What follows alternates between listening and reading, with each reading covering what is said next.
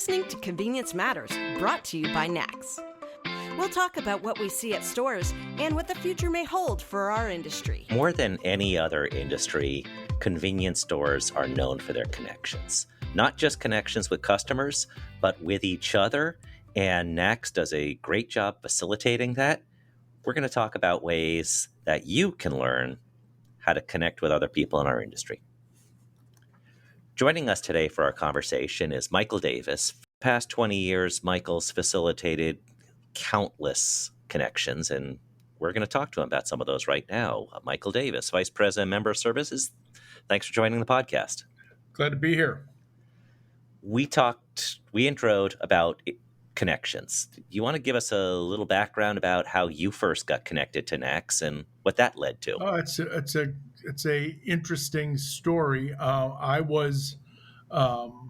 My connections to NACS came from my days as a consultant back in the Deloitte consulting days, where we did a project at Sheets for 2 years from 92 to 94, series of projects that actually led to me opening a convenience store later on in Laurel, Delaware in 1996, at which time we went back to Sheets and did another 2 years worth of projects when I was with KPMG, and Stan Sheets introduced us both as a consultant to NACS, and at the same time as a retailer to NACS. So right around the time I started doing consulting work for NACS, was also a retail member as well.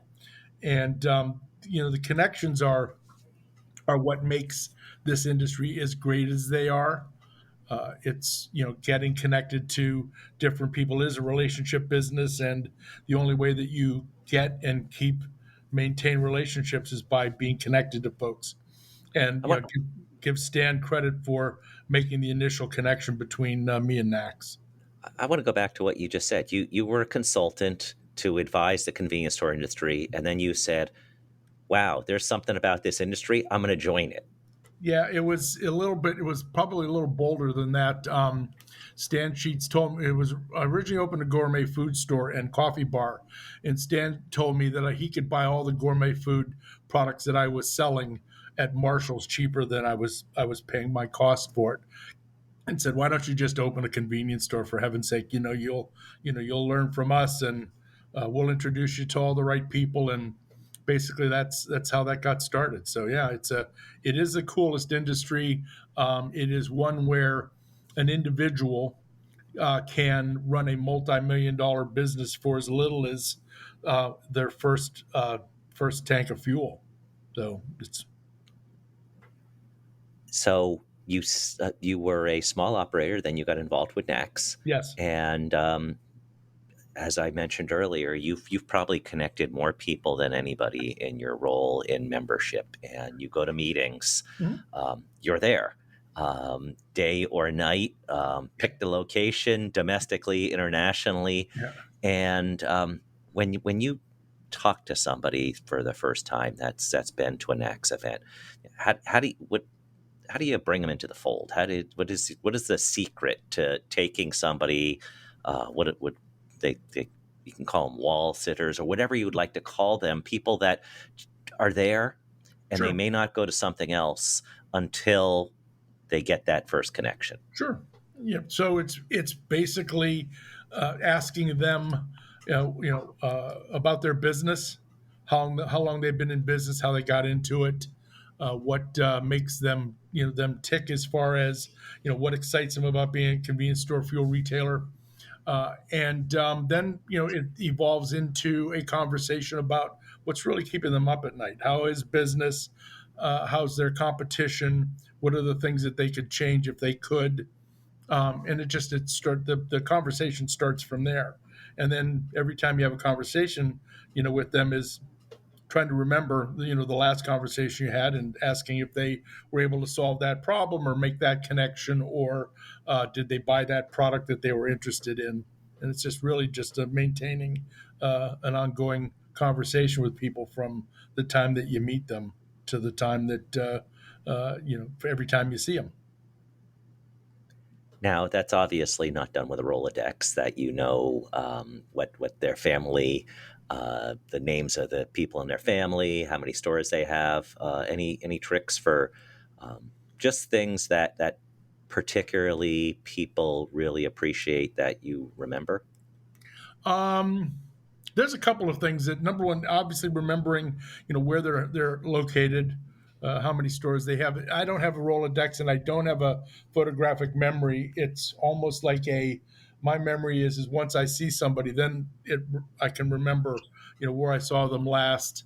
Uh, and it's no, it's just being genuine is really the way that you maintain relationships is you just ask genuine questions. It's and it doesn't hurt to have also, as they say in the technology industry, to eat your own dog food. I operated a convenience store for 10 years. I know what it was like to have supply chain challenges and minimums and things of that nature that a lot of independent retailers go through. So it's just having empathy and just appreciating the fact that they're in business. They're business people. They may operate one store. They may operate two stores. They may operate 1,000, but they're the CEO. They're the owner of their business, and they're just as important as anybody else in our channel. So it's respect. So, Michael, you are retiring at the end of the year, Yes. right? Yes. After, Yes. you and I we started NACS the same year, Yep. along with Henry, who's not retiring, by the way. But it's you've always been someone that I leaned on, because we were you weren't newbie to NACS, but we were both newbies within the building. Yep. And just the wealth of information that you have. And you've seen a lot come and go with NACS and within this industry. If you think back, to where you started and where you're at now, what are some of the biggest changes or surprises that you've seen, or things maybe that we thought would take off and then kind of sputtered out? Well, so it's interesting how, as much as technology is still a challenge to our industry, because we're a fragmented group of operators. We operate more stores in the U.S. than drugstores or supermarket chains, dollar stores, but it is fragmented. But to see how the industry has come together, especially around standards about the interoperability of equipment. I can remember 20 years ago, nothing talked to each other unless you had a very expensive interface that was written. And over that period of time, we've done a very good job, both on the retail and supplier side, of bringing that stuff together and bringing us into the 21st century, of allowing us to compete and to get data and share data. I mean, the job is not done yet. We still have a long way to go. We still have to connect food service better to our organizations. But I have to say the technology has been an amazing um, uh, advancement in the almost 20 years that I've been around. The other would be the cycle of major oil companies getting out of the business and getting back in the business and getting out of the business, and I think that's all good for the industry. At the same time, I see the growth of organized independent retailers and multi-cultural dealers that have organized across the country and are getting more respect in there. And as we said in research that we did in the mid 2000s, that you either learn to work with them or you end up competing with them. And there's many small operators now that have banded together in buying cooperatives.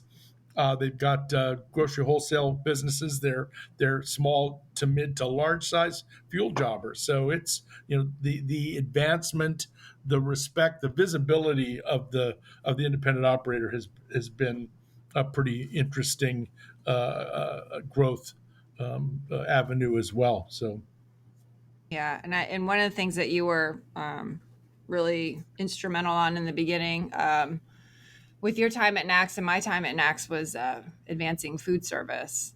And that's one of the areas, just going to different state of the industry summits over the years and seeing, how far that's come and how much that's grown. Well, yeah, and so I was fortunate that some of my first consulting projects, both at Deloitte and at KPMG, were with food service convenience operators. That didn't come from the petroleum side, came from the more the quick mart or dairy or other type of independent retail store. Locations. I think our industry evolved in a couple of different ways. We had the mom and pop shop over here, whether it was a dairy or a deli, or then you had the gas station over here. And over time, the gas stations closed their bays, their service bays, and became convenience stores. And the mom and pops over here started putting fuel in, and that's really how our industry kind of emerged together to what it is today. My early experience was with the folks that came from the food, grocery, dairy side, and that certainly got me excited about being in the business. I had a single store for 10 years, and was big into roller grill food service and steam table food service, and had a hot dog cart that I took out on the road with me. And no, it was just food service is critical. It's and I never sold fuel, so it's what got people to come into my store. Was coffee, was roller grill, some other kinds of sandwiches, that kind of I thing. have no doubt that you probably sold the best hot dogs within a 100-mile radius. Well, it's interesting, and our industry shares more information, whether it's data, whether it's factual or anecdotal, data, and you see what other people are doing, and you learn from there. I learned early on that, from the coffee bar business as well as is the food service business, that it's not enough just to have the product. Like, for example, in coffee, it was always important, number one, to have the right condiments to go with that, the right creamers, the right sweeteners, the right accoutrement, so to speak, and the space to allow the customer to take that coffee over and make it their own. The same thing goes for, I learned early on that if you don't have a spot where someone can take their hot dog and make it their own, put onions on it, put relish on it, put mustard on it, never ketchup. Yeah, you caught yourself there. I that's a whole other topic, Yeah, but but you have to, here. but that's how you differentiate.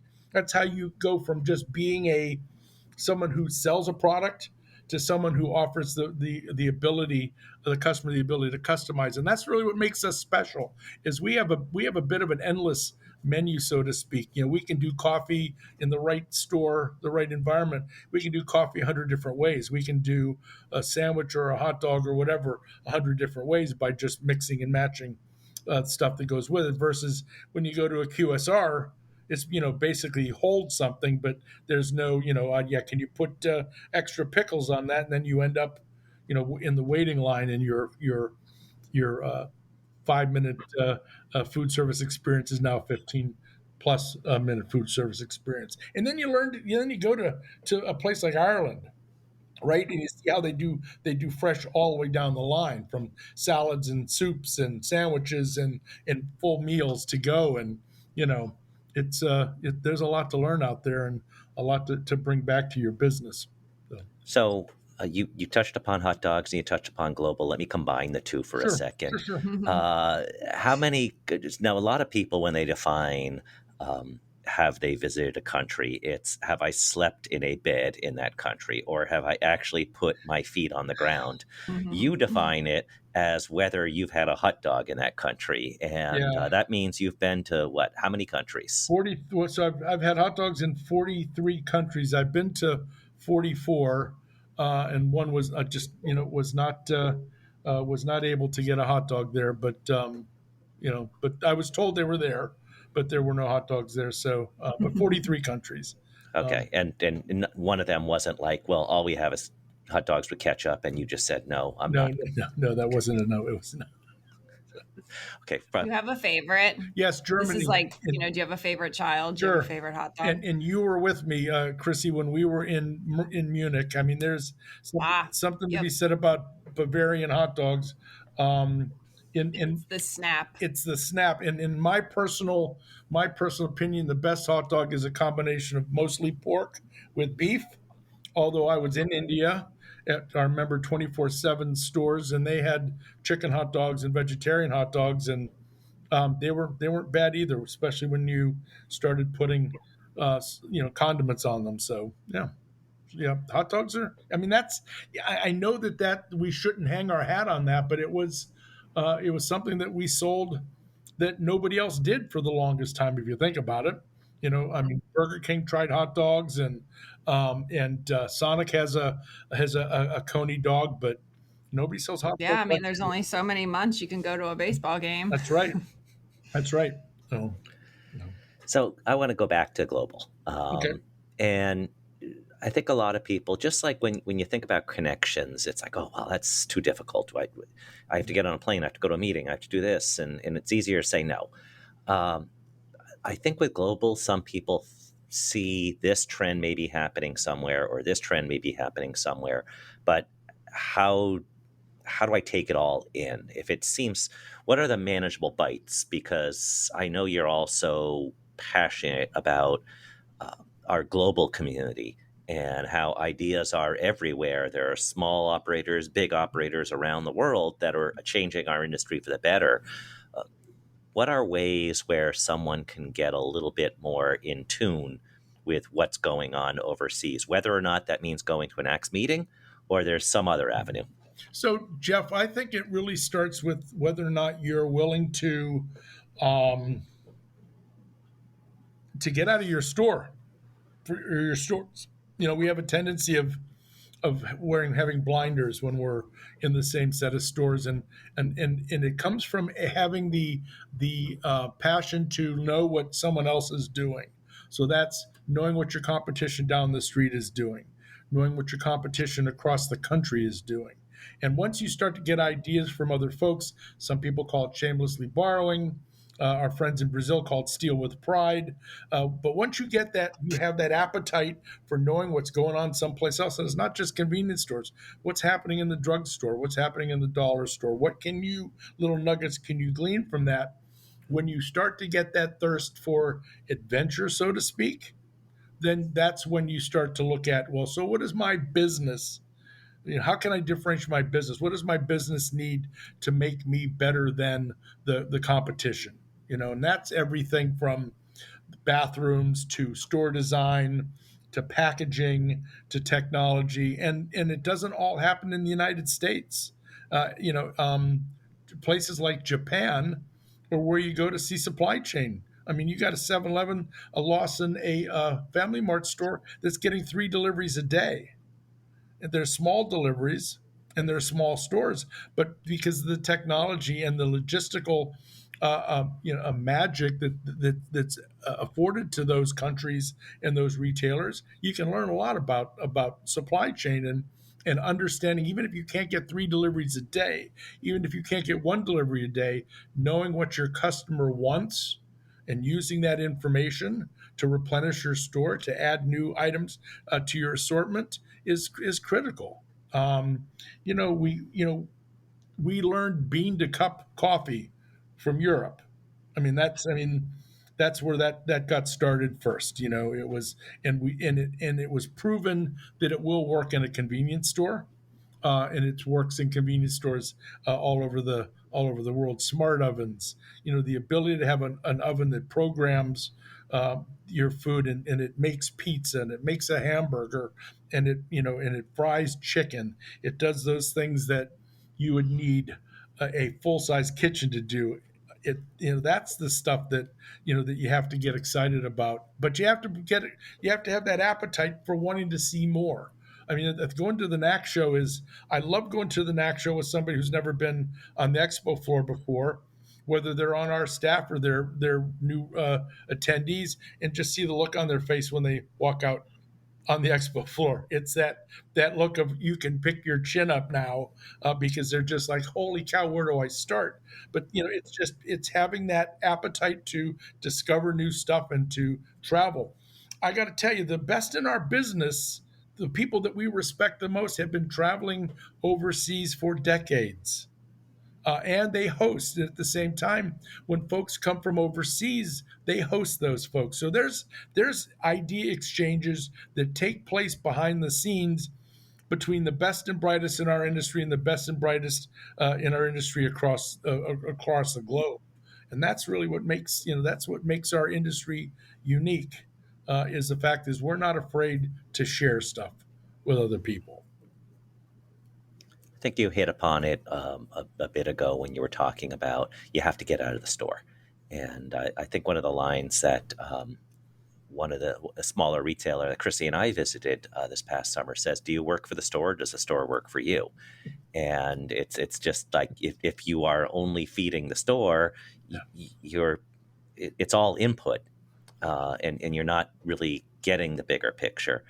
So it really sounds like it really comes down to curiosity, which is another term that we use a lot. Like if you go on vacation, find a time to go visit a store. And from that curiosity, okay, that's really interesting. How might I take that back to my business? You have NACS, you have all these other associations, state, Yes. you have, which is always a good place to start. If you have limited resources and ability to travel, just going to some of these state association meetings. And usually when I go to a state association meeting, there's one person I know there right off the bat, and that's Michael. Well, it's it's all about, and I know I don't want to summarize this interview, but it's really the whole concept of connections starts locally. It starts with your customer, right?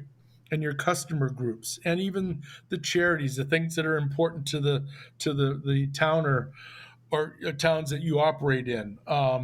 Getting connected with the state, the state association, because all the bad stuff is going to happen at the state and local level first. NACS and other industry group, federal, national industry groups are important too, and it's also important to be connected to your local regulators and your state and local elected officials. I can tell you that when I first opened my store, my Delaware Board of Health representative was a whirlwind when it came to information. He just provided so much information for me, so much easier, smarter ways to manage food safety and meet all the expectations of permitting and inspections and so on and so forth. So had I just blown that off as paperwork or somebody trying to raise revenue for the county and the state, then I'd have been 6 months or more behind the eight ball trying to set up a food service operation. So you got to stay connected. You got to connect it at many different levels. So. And it goes back to something. There was an article in the Wall Street Journal a couple of weeks ago. Basically, it says people who are successful are lucky, but people kind of create their own luck. And if you think about all the things in life, how you wound up with it, personal this, business this, it is a lot of happenstance. But it's how do you lay the groundwork so that that happenstance, this is the time to jump, or this is you kind of prepare. It's basically what athletes do. You have practice, so when it happens in the game, you're ready for it. So it's I think it was the old advertising campaigns for the lottery. You got to play to win, right? And so that's the first thing is you got to play to win. You got to be in there. You got to be willing to take chances. You got to be in. I don't call it losing, so to speak, but you make mistakes and you get there are setbacks, but at the same time, that's how you learn is by trying something different. And if it works, great. If it doesn't work, then you move on to the next thing. Yeah, I've been very, very lucky, but I've also never been afraid of putting that first dollar in the slot machine, so to speak. I think that's the first step is, okay, let's give this a try and see what happens. And hey, if it pays off right away, then you grab your money and you go reinvest it. It was, I learned in my store a long time ago Like we had kids, young kids, and we had senior citizens that were our two primary age group, our customers. And seniors had this thing that we called selection anxiety. If you gave them too many choices, they just couldn't make their minds up.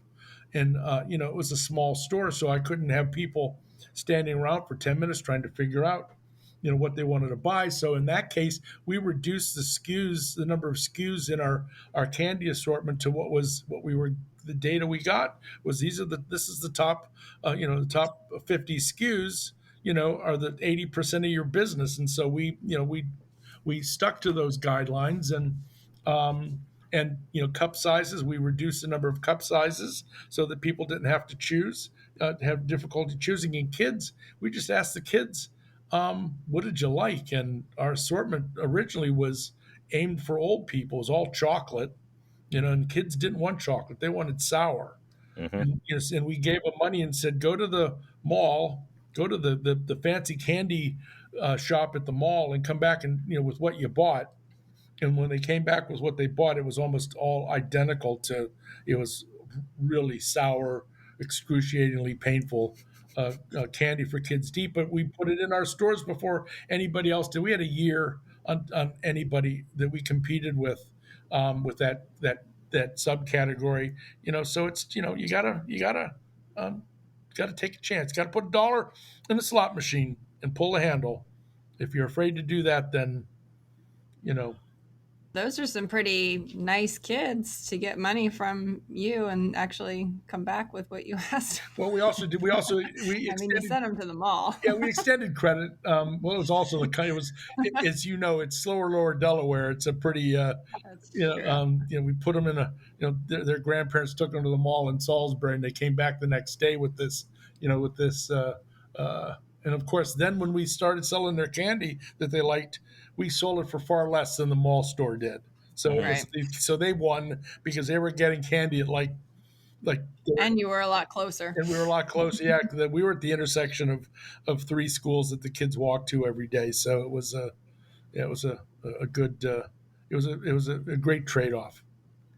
And that's thinking about where to find ideas. Ideas are everywhere, and you've mentioned that a couple times already. But just thinking like Halloween for us, it was a couple years ago where we had some chocolates and we had some sours, and we told the kids, okay, pick one.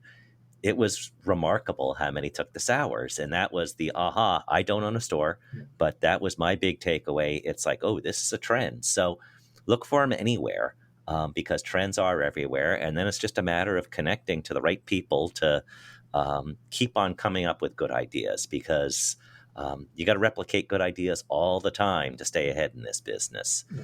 So Chrissy had mentioned that you are retiring, but we know that won't be the end of seeing you at NACS events or staying in touch with you. Yeah. So I saw, you have your LinkedIn. I'm sure that's one way to reach out, and we can have another episode because you list your whole your background: retailer, trend spotter. We went over that, and troublemaker. We probably need to talk about that third one a little bit more, but we'll pass on that unless you have a great story about what you mean by troublemaker. Well, we've always tried stuff. I can remember being in Poland, and we were at a newfangled pay at the pump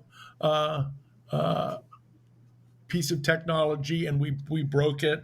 Trying to use it. You could probably do a podcast on the tech event, which replaced NACS Tech. Oh yeah. We all survived that one. Yeah. I've always been very passionate about free stuff as a retailer. As a retailer, I never took of any free product unless we were seriously testing a food service item or something like that.